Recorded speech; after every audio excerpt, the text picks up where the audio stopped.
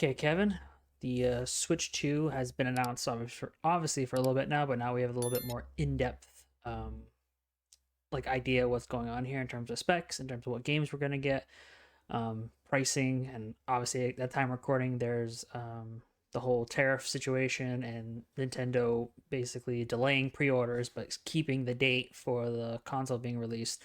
It's all up in the air. Um, but let's be real, the tariffs don't really have an effect on it currently. Um, but the Switch 2 right now, I believe it's retailing for 450 just the console, and I think it's like 499 with Mario Kart World bundle, releasing June 5th, 2025. And it's more expensive than the original Switch, that's for sure.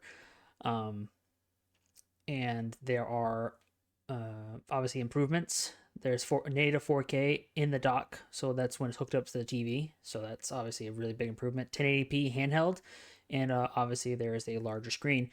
And let me just show you those comparisons real quick. A few moments later. So right here's a good size comparison between the new Switch and the original. I believe this is just the original OG Switch. So there's quite a bit of screen there now. Looks like I believe they said it's about the same thickness, but it's just a little bit wider in terms of overall width. Looks like the control is a little bit bigger. The screen obviously takes up more real estate. And I believe there's a camera, there's a microphone, a new button, and the Joy Cons are magnetic this time. Okay, so I'm gonna I'm gonna kind of be like the person who kind of hates on it for a little bit. Are we getting a little bit too big for like handheld consoles? Like I feel like every single like iteration of like a handheld console has gotten bigger and bigger. At what point is it just too big?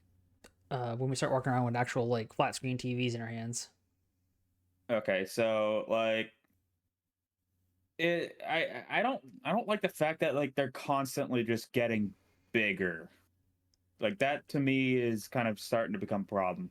I think a lot Because of like that. I remember like the original PSP, like that shit actually fit in your pocket. This does not. I think the This biggest. won't even fit in my fucking backpack. Well, the thing is Too big. though, well the problem. Well, you never hear that often, huh? Um, I think the biggest thing is like everyone wants more frames, better resolution, more pixels, more storage, and unfortunately that comes with size. You look at like obviously like a PSP, like you brought up. Yes, it was portable, it was small, but I don't even remember how many pixels were even on the screen, and what kind of storage it had. But like obviously technology has advanced so much, but I think it's just overall size has increased. But I will bring up, because there's a knock right now that has been going around, that with size doesn't necessarily mean better. Let me just show you real quick. So here is all the models of the Switches, obviously not including any variants in terms of like Mario Edition, Pokemon Editions, whatever. But if you look at Switch 2, it's saying 2 to 6.5 hours of battery life depending on the game. But then you look at the Switch OLED, which arguably has the best battery life at 4.5 to 9 hours. So I think with the native, well, I can't even say native 4K because that's plugged into the TV, but this is 1080p. I don't even know what the handheld frame rate is, but like I believe some games it goes up to 120. But we're taking such a whack to battery, and that they say like, oh, it's a little bit bigger, but it's the same thickness. I'm like, I would almost want them to go thicker, give me a bigger battery, because 2 hours, Today, Junior. 2 hours to 6.5 hours is not enough, especially handheld wise, to play games. Like How Matt, long are you expecting like to use your fucking Switch? I use mine when I travel, and an average flight is like 3 hours if you're going down south and stuff like that. Okay, so then that fits perfectly within the range of the Switch. But a lot of people use this not just for traveling. Like it's their primary console. Not everyone has their own TV or whatever to plug things in. I just feel like, I don't know, like especially like when you compare it to like the Switch OLED, which has up to 9 hours of playback. That's a huge dip personally, and it's more expensive. You think it would be if with more money, better hardware, you'd get better performance, better battery. Who is finding 9 hours of time to play like their Switch? You'd be amazed. Because like I am being like the Mr. Negative Nancy here, just to like poke holes in your excitement of this, Per usual. just to see, just to be that guy, because I mean, like, I will say, like, 6.5 hours is like, it's not bad. It really isn't. Like, I can't really find time in my life to sit down and game for 6 hours. So that entire time that like I'm not gaming, I'm just plugging that bitch in and just letting it sit there. But like if you're finding time, like, maybe like some child, like, 6.5 hours in one sitting is a little bit too much screen time if it's for a kid. That's just me. Well, So a lot of it isn't just in one sitting. Like you want to you want to play a few hours in the morning, a few hours at night, and it's sitting there constantly charging all the time. I don't know.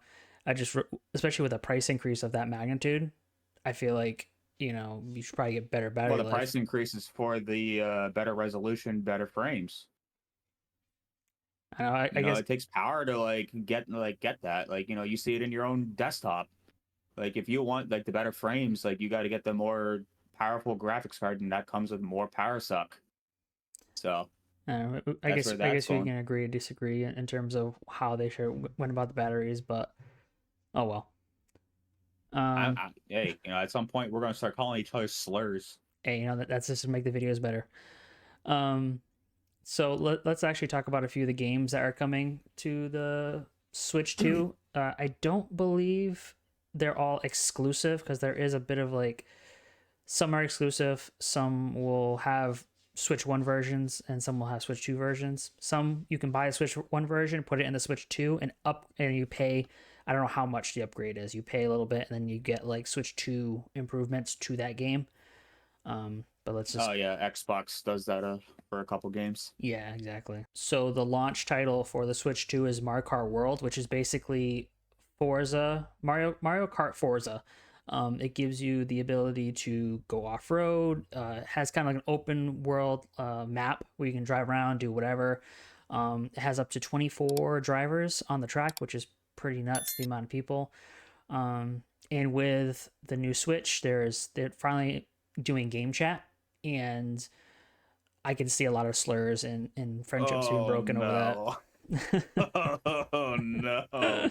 We shouldn't allow that. Especially not in Mario Kart. Because if I'm like, third lap leading, and then next thing I get hit by blue shell after red shell after blue shell, there will be words said. Oh, dude, and it won't be nice. I will get canceled. Oh, absolutely.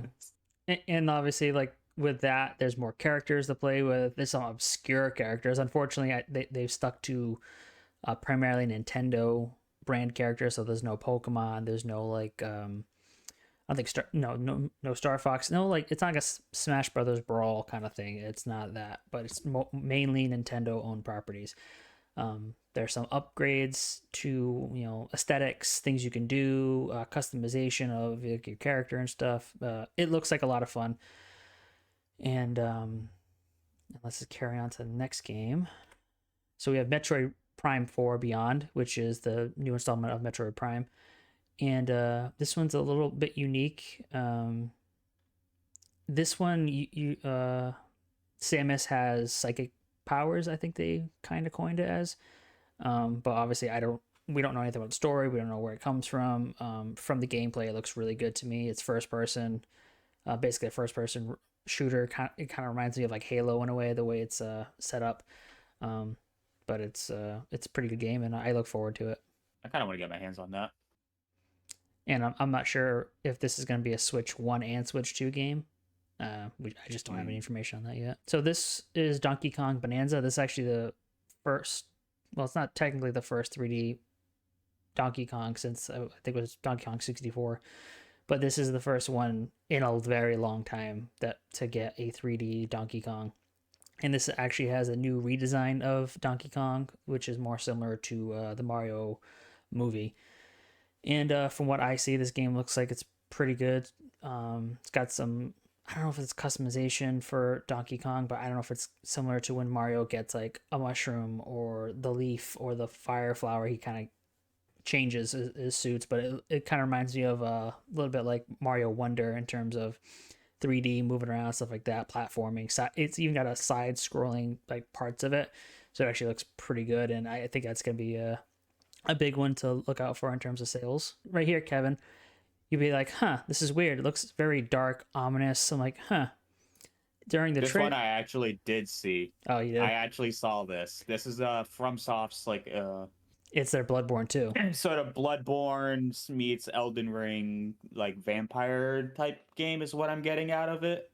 I didn't Yeah. really look too deep into it. I kind of just saw it like in passing, but like I saw like that it is from FromSoft, and I am on board.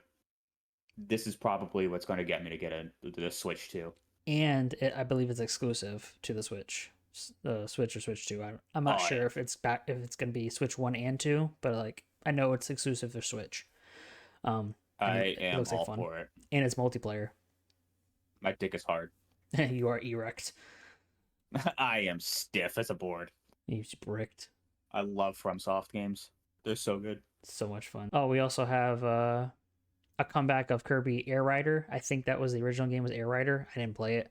This is Kirby Air Riders, and from the gameplay, it seems like it's a Mario Kart-esque racing game, and in the theme of Kirby, which it actually looks pretty good. Looks like a lot of fun. A lot of people are hyped about it, and they seem really happy, and I'm happy for them that they were happy. I know nothing about Kirby. Yeah. That's like the one character in Nintendo's world is that I know the least amount. It is that one. I like Kirby. It was pretty cool. Especially, I played the older games. I haven't played anything new recently, but he would suck up enemies and they would transform him, and he'd gain abilities and stuff like that. It was actually really cool. I like that aspect of him. And then You like obviously, things who suck. I love sucking things. Do you suck dicks? Sir, no, sir. Are you a Peter Pepper? Sir, no, sir. Obviously, there's a bunch of other obscure games. I'm sure I'm missing somebody's favorites. It's okay. There was so many games announced during the Switch 2 specific trailer.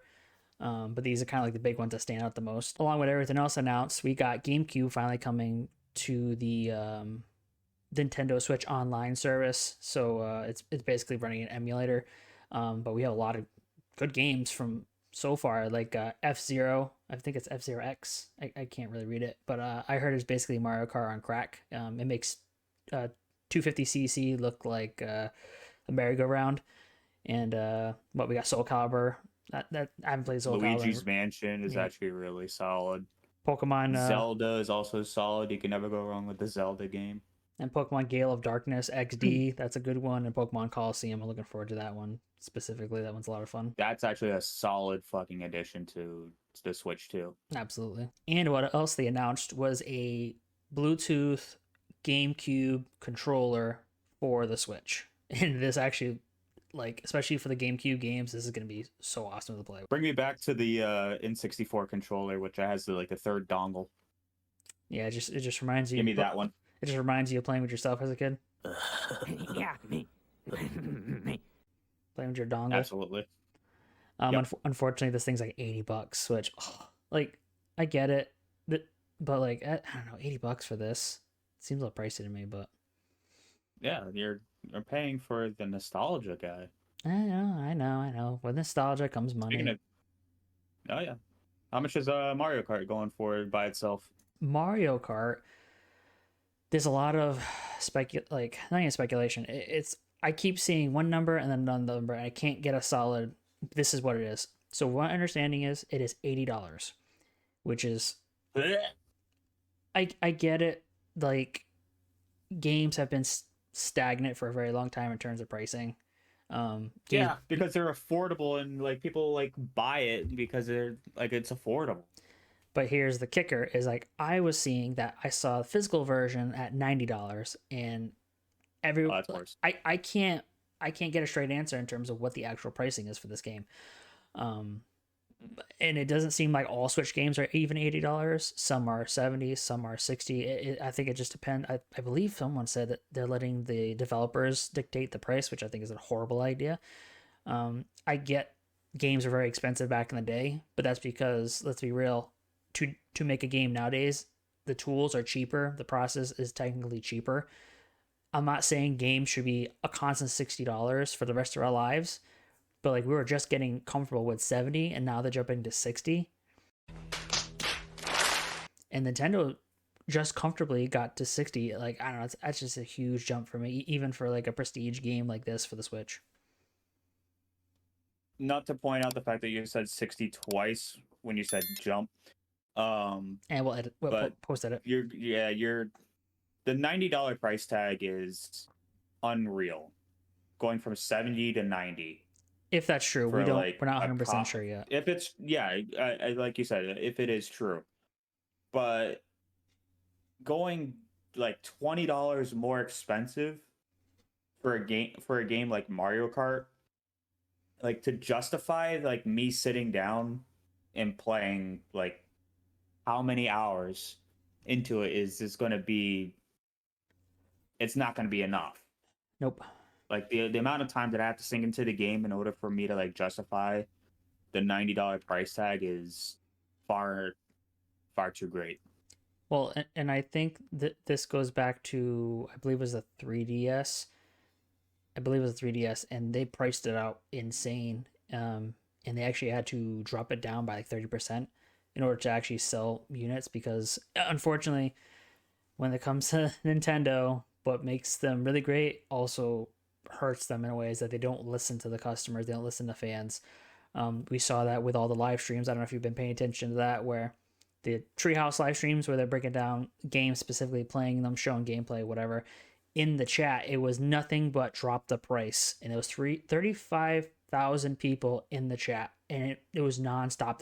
It was just raining drop the price, and it was all different accounts, and they had it on slow mode. So it was just like nothing but drop the price. So I don't think before the launch, I don't think they'll drop the price. I think after the launch, like give it like 6 months to a year, they'll probably have to drop the price specifically for the games. Yeah, on release, it's just going to be the people who are content creators And the whales. and diehard fans, and then that's it. Yep. No casuals are going to buy the game for $90. And I'm not going to buy the game for $90. And I'm worse than a casual.